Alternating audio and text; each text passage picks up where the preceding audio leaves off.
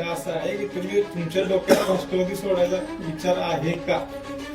तुम्हाला सांगितलं की त्यावेळेला तुतारीवरची राष्ट्रवादी सोडायची, तुतारीवरती निवडणुकीला. आणि कशासाठी सोडायची, कशासाठी सोडायची? निधी मिळत नाही म्हणून सोडायची अशी चर्चा आम्हाला ऐकायला. निधीसाठी मी आमदार झालोच नाही. दार मोडून आणि त्या कलेक्टरचं शिवचं ती हिंमत आहे माझ्यात म्हणून मी आमदार झालो.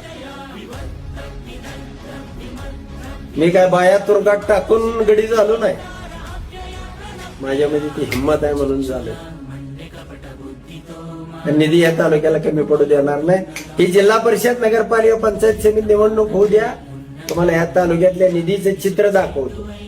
आणि ह्यांनी जे काय केलेलं आहे ना, गोलमाल नुसत्या प्रमा काढून ठेवलेले, त्याला रुपये आहे का? 1 वर्ष झालं सरकारने दिलंय का?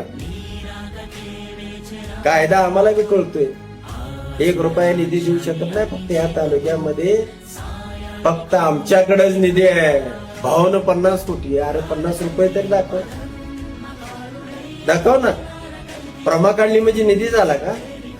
मला माहिती आहे ना, माझी आमदार, माझी मुख्यमंत्री, माझी कोणी ते शब्दात सांगत नाही, हा सामान्यच.